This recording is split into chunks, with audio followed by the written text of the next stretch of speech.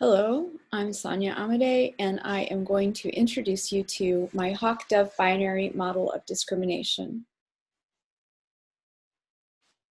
Today, I'm going to be discussing the elementary hawk-dove game. Then I'm going to introduce you to hawk-dove with a binary tag, which I'm calling hawk-dove binary. Then I will introduce you to my computer simulation of hawk-dove binary. And at the end, I will discuss how hawk-dove binary reveals a mechanism of discrimination. So if you're at all familiar with game theory, then you will be familiar with the hawk-dove game, which on the left side, I'm giving the quantitative matrix that people will be familiar with that shows the outcome if people are in a situation where they encounter each other and they have a division of resources to determine, and they have to decide if they will both cooperate, and that would be if they both play dove. And in that case, they have the reward, the resource, and they share it. So they each get half of V, which is the victory prize or the resource. If one of the players is aggressive and plays hawk, then that player will receive all of the prize, all of V, and the player who is cooperating and playing dove will receive nothing, represented by 0. And then the hawk will leave with all the resources. However, if the two players both decide to be aggressive and both play hawk, then they will lose all of the resource determined by the cost of conflict. And the cost can be significant. It can be not only losing all the resources in the case of the cost being 0, but it can be more significant so that the cost can be some kind of bodily injury, and then that would be divided between the two aggressive players. In game theory, theorists try to identify the equilibrium of games which are stable if the two players are both playing a strategy, and then they would have no reason to change that strategy if the other player continues to play as that player has done. So in hawk-dove, there are 3 equilibriums.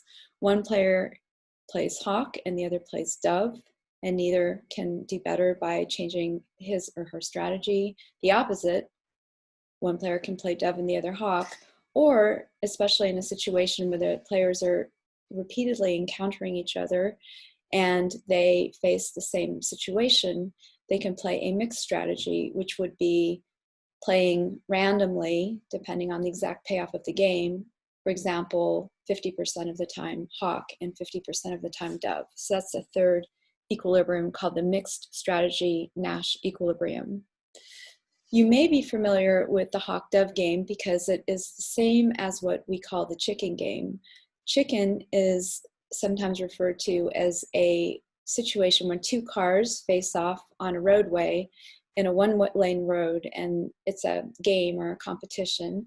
They race toward each other, and the goal of the game is to hold the course and to hope that by somehow intimidating the other driver, that the other driver will swerve. So here in this payoff matrix, I have a graphic illustration of hawk-dove, or here called chicken, where there's a red player and a blue player, and they're both driving cars. And when they drive toward each other, as in the dove-dove pairing, they can share the road, and they'll just go by each other without any accidents, and then they will share the gains of getting to their destination. However, in terms of the status of winning the hawk-dove game, then if the hawk player prevails and the, say here, the red car prevails and the blue car is the one that swerves off the road, then the blue car will run into the ditch or hit a tree and the red car will be the winner. Vice versa, if the blue car prevails and plays hawk and the dove submits, here the red player, then the red player will run off the road and maybe hit a tree. However, as we know from the chicken automobile game, if both cars don't swerve, then they will hit each other in a collision, which could result in the death of one of the drivers. If you're familiar with game theory, then you're probably quite familiar with the prisoner's dilemma, which I'm not going to be discussing during this short video. I'm only going to be concentrating on the hawk-dove game. Here is a matrix representation with numbers showing that if the two players were to cooperate, they can both get 2 of a unit. And it shows that if one of the players plays hawk, and the other one submits and plays dove, then the hawk gets 10 of the units of the resource. And in this case, on the left-hand side, if both of the players play hawk and are aggressive, then they'll both lose 5 units of the resource that they're fighting over. What's interesting to note is that essentially hawk dove is just a more aggressive version of prisoner's dilemma, so that if the actors are bargaining coercively, meaning that they're threatening each other with a bad outcome if the other one doesn't agree, then in hawk dove, the bad outcome for both players is significantly worse than in prisoner's dilemma. In prisoner's dilemma, both players prefer to always they prefer to defect.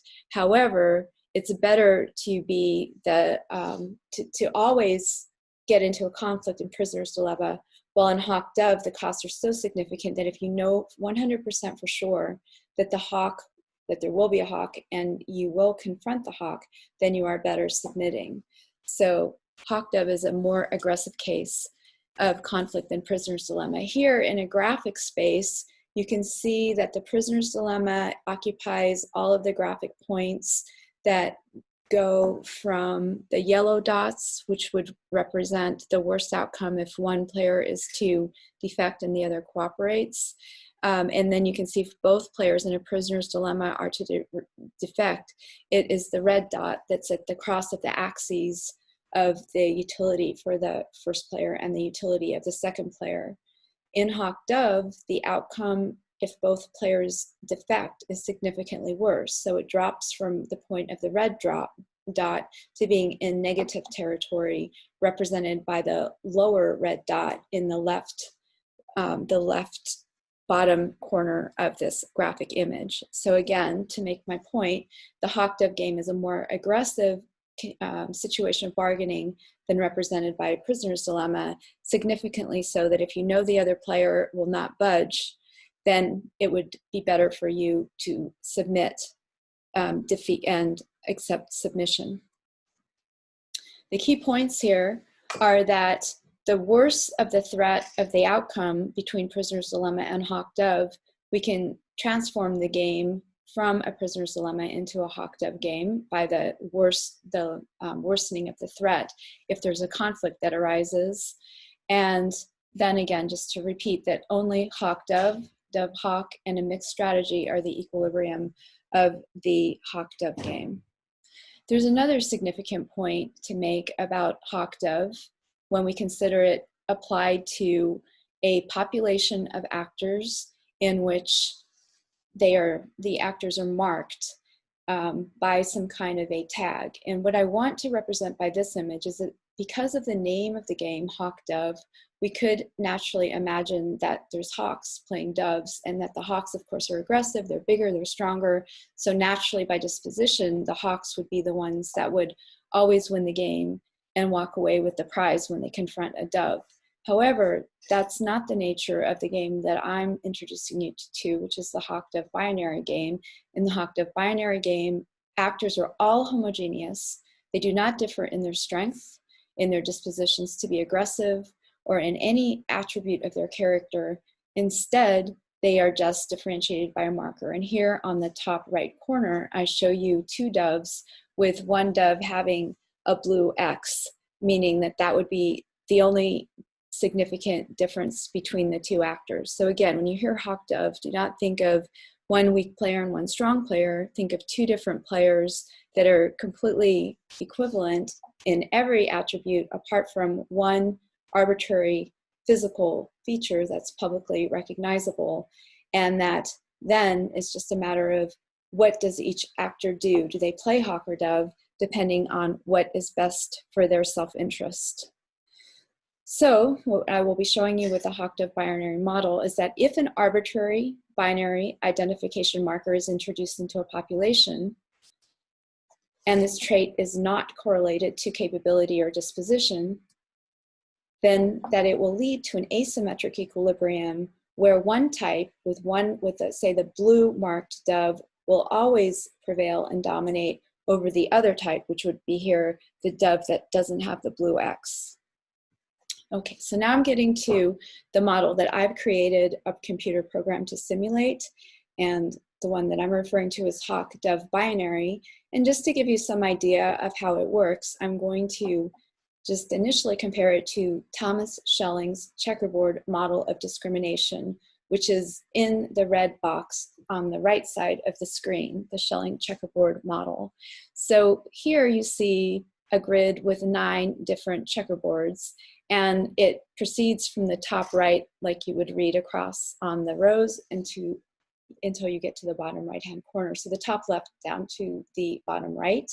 And initially, what this board represents is a neighborhood that has 2 different colored individuals that live in it. Here, red actors and blue actors. And what Schelling's model does is shows that if these blue and red actors have a slight preference to live with neighbors that are like themselves, then over the successive rounds of engagement, here there are 9 different checkerboards that are represented, that as the agents move to try to achieve neighbors that are 50% like themselves, that by the time you get to the last of the checkerboards, which is here at 90%, then segregation will occur in your neighborhood, so that a slight preference among agents who are all making individual choices, they're not trying to achieve a segregated neighborhood. Nonetheless, by these individual choices, they arrive at a segregated neighborhood represented in the bottom right-hand corner of Schelling's checkerboard model. Now, what I'm going to be doing is introducing you to a hawk-dove binary computer simulation, which is similar in that we have a number of agents in the population, and we can change that from anywhere from 100 roughly or over that number for the computer simulation. And then they're each assigned a color. So initially the players are colorblind and they can't perceive any differences among the actors.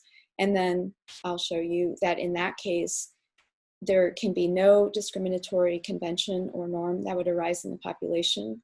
And then afterwards, when the players are all labeled as being either red or blue, the model will show that successively over increasing rounds of encountering each other, one of the group members will become the doves and the other group members will become the hawks. And then after this discriminatory convention emerges, it's impossible for any single actor or group of actors, small group of actors, to transform this result. Okay, so now I'm going to introduce you to my simulation, and this is roughly what the control panel looks like.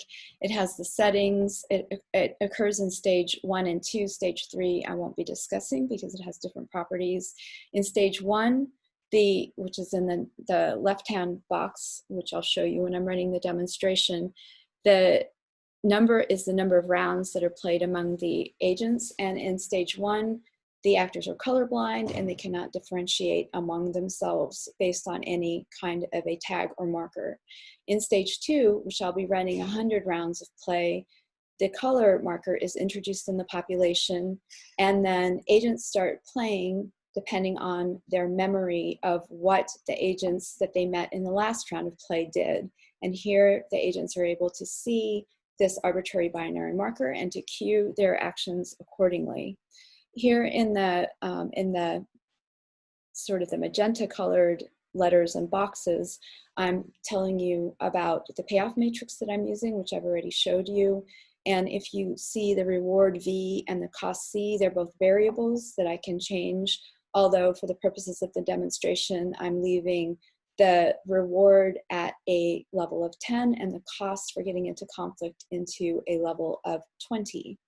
Then the other variables are how many numbers of rounds are played in stage 1 and stage 2. What are the number of agents? I'm going with 100 agents. And then what is the percentage of red and blue agents? And what is the cost of conflict? And as we know that the higher the cost of conflict, then the least good it is to risk getting into an aggressive encounter.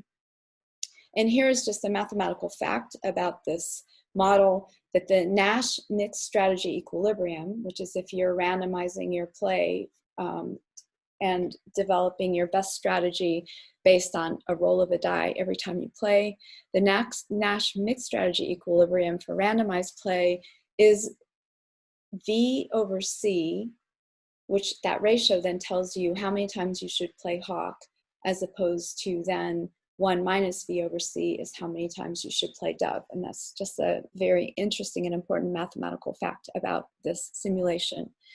Now, in stage 1, the players already have the marking that they will receive later in play. They will be either black, they'll either be blue or red as the simulation progresses, but at this stage, they don't know what color they are, and they are not able to recognize that any of the other agents have any colors underlying the way that they look, the way they appear.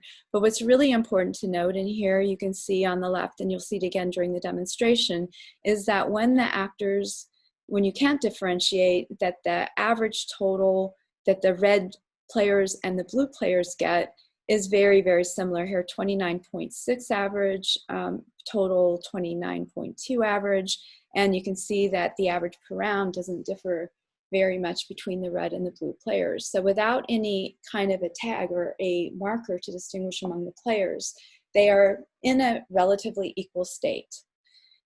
So then as we move on to the second stage, at this stage, the color markers are introduced, and then we can see, well, there's two important things. The first one that you'll see as the demonstration is run is that over here, 100 rounds of play, that one of the character types, say the blue one in this case, comes to always play dove, and the other marked actor, here the red actors, always play hawk. And this is just a mathematical result of the repeating encounters and individual choices based on the history of their encounters without any tendency toward being aggressive, to being submissive, to having any other strengths or talents, or being prejudiced in any way. And that over time, when a binary tag is introduced, this model shows how one set of players will systematically dominate the other. So you see the average total here for the red player, who is the hawk, is 561 units of the reward versus the blue, who are the doves,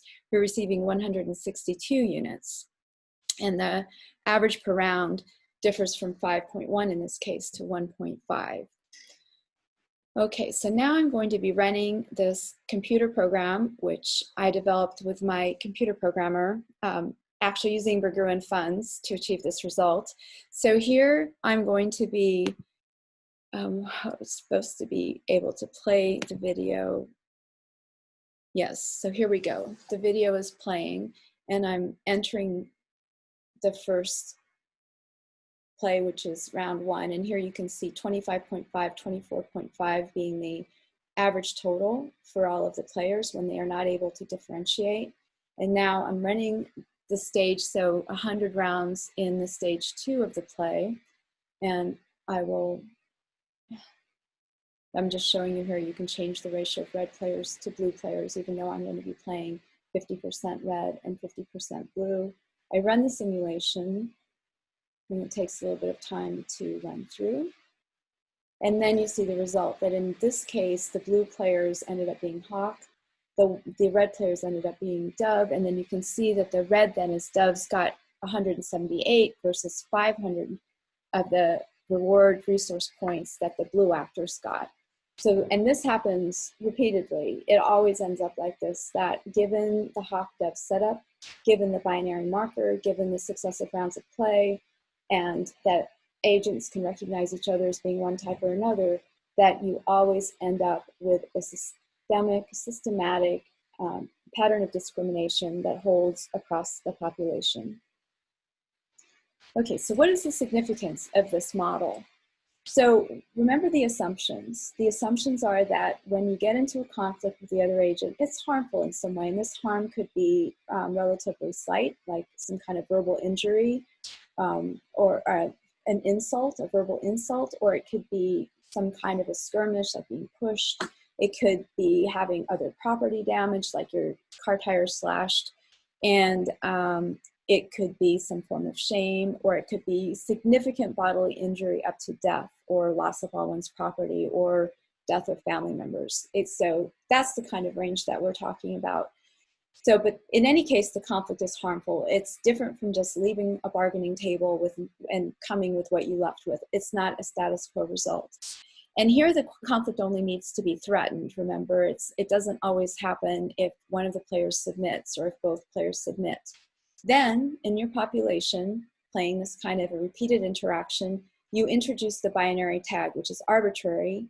It's applied to all actors, and there's obviously, if it's applied to all actors, it's a specific ratio of, say, men to women or to some kind of an ethnic minority. The interactions are random, they're repeating, and you have a large population, which could, of course, be the size of an entire nation. Then, given this model and given these assumptions, a systemic pattern of discrimination will result. What is the mechanism of this? The mechanism is basically that individuals are just doing what they can in terms of the same way that we would expect agents to go to a market and apply their ingenuity to bargaining. Only here, there's a asymmetry in the sense that we can recognize if actors are like or unlike. And so here, bargaining takes on this new form. It's a Hawk-Dove binary form of bargain, where just using individual self-interest in repeating rounds of engagement, using the history of interactions and the ability to identify the type of agents, then you get this systemic discrimination that occurs across the population.